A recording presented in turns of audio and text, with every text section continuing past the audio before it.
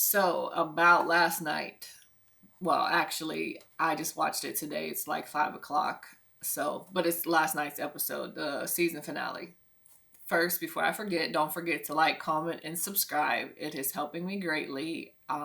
Thank you guys to everyone who has watched my videos and commented and, gave me the thumbs up. I really appreciate it, good and bad. Um, so, Michael and Natalie get married. We thought that they would. No one believed that she would come all the way to America and they wouldn't get married. But anyway, we're glad that it happened. She looked very nice. I think that she should have, just walked barefoot in her dress because it would have just fit the vibe of the dress.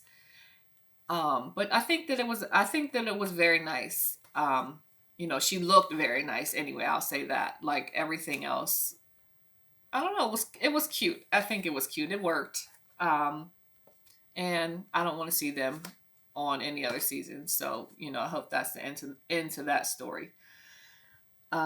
Stephanie and Harris. Stephanie has to be the most desperate. I don't understand how you go from never thinking that you're going to get married or never wanting to get married to then wanting to marry some younger guy from another country to then want to then marry the younger guy from another country's cousin. I don't understand. Like my only thought that I can think of is like maybe she wants control of a man, and the only way she can control him and get the satisfaction that she's looking for is if it's a man who is basically poverty stricken.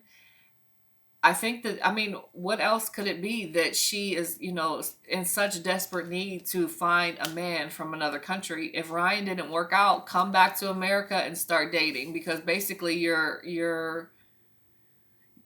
you could be possibly going through the same thing. No, no, no. You are going through the same thing. And I think that Harris is going to use her a lot more than and abuse her than, not physically, than Ryan ever even thought of. Because Harris is still living in the house with his baby mama, husband or wife or whatever, but they're still together. If they're not giving each other the title, they're definitely. And it seemed like Harris wanted to cry when they asked him his intentions with Stephanie. I think that, him and the baby mama Emma talked about it and said that, this is what's going to be best for us and our family. When she gives him $100 and that's a 2 weeks pay, yeah, if I was Emma, I probably would say, yeah, you go ahead and go to America and send the money back, or in some time you'll send for us. Like, there's no way that this is not all one big scam. But you can't even call it that, because the person who could be scammed, if it was that, is so willing.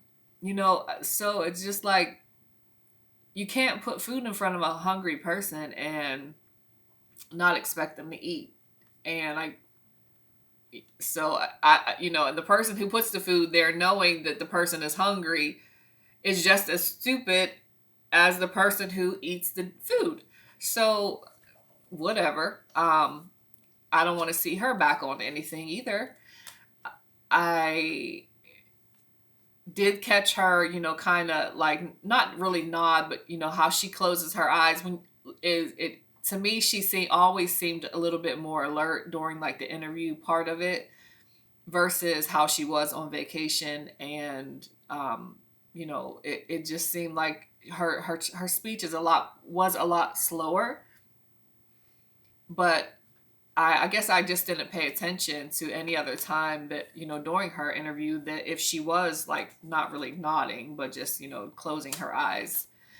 Um, she's definitely on something. I mean, really, it could be something prescribed, but it seems like she's abusing something. Something is just not right. Andrew and Amira.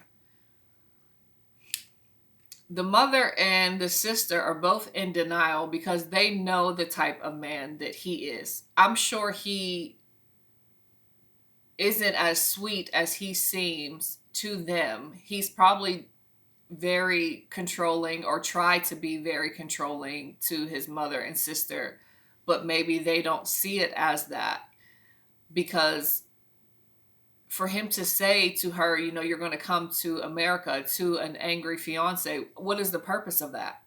You're warning somebody of, like, you're really trying to put fear in someone that you already know, that you already have some level of fear in already. So I'm so glad that she didn't come.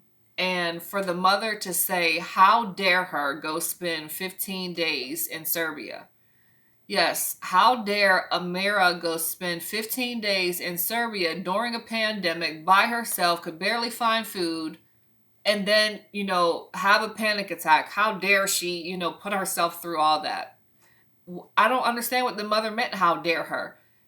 Nobody but Amira was affected by that. And why you see your son as such this,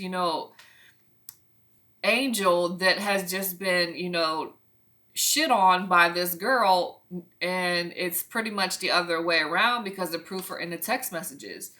And the sister, when she says, it's weirdly, it's odd that you're so calm and so accepting of this, because he knows he was the reason for it. And he doesn't want to tell you the whole story. And you kind of said, unless there's something going on between y'all that we don't know about, your brother.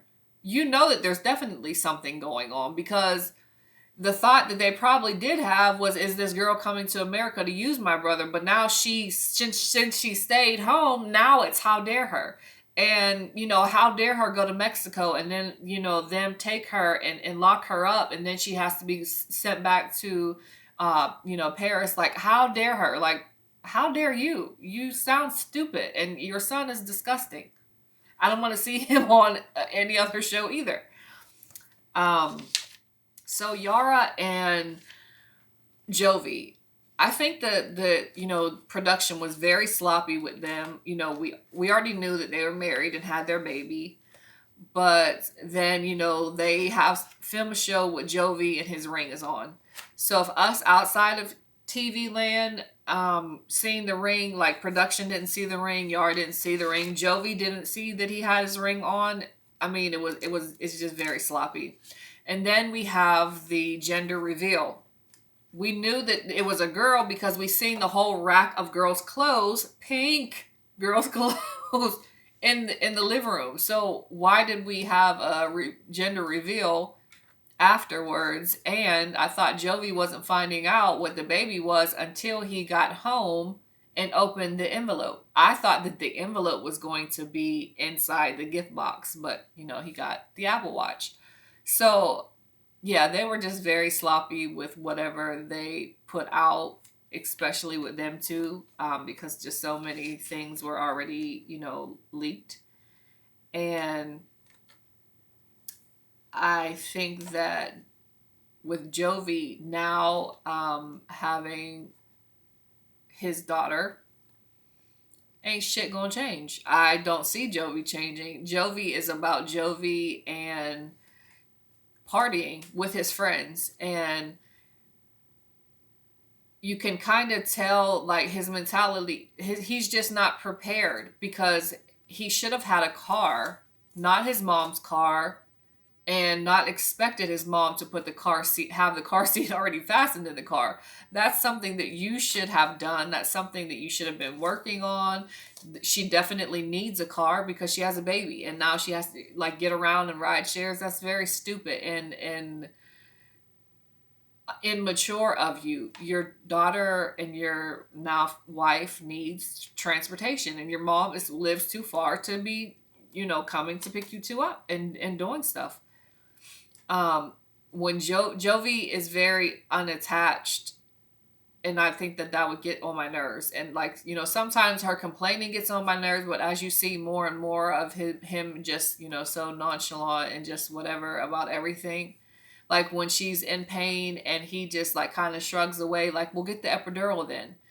When you're not in the pain, and then you're not the person who's scared of what could happen, if the epidural goes wrong, it's very wrong or insensitive for you to just whatever, do it, or whatever. Then he rubs the baby, rubs her belly and says to the baby, like, we don't want to be in here all day and all night. If that was coming from someone else who was like, like joked a little bit, whatever, we would take it as a joke. But coming from Jovi wants to get home and crack a beer open. Like, that's what he's not worried about, the pain that she's in. He's worried about getting the hell out the hospital, like, with really nowhere to go. I was a little worried when Yara, broke down in tears when the baby started crying, but then I had to think about it, like, when I had my son, I wasn't really so much the same way because he really didn't cry that much, but when your child is crying, no matter the age, and you can't do anything to help your child, I definitely understood it. I didn't take it as her, her hormones, or I just took it as, like, maybe like frustration or something. I don't know, but I was wrong. I definitely think that she'll be a great mom. Him, she's going to have she has two kids, a big one and a little one. But we'll see. They'll be on happily ever after, and it'll just be the same thing. Joey going out, Joey saying he's coming in at 11, Joey comes in at 3, and it'll just be one vicious cycle. But anyway, again, don't forget to like, comment, and subscribe. I will be back next week for part 1 of the tell-all.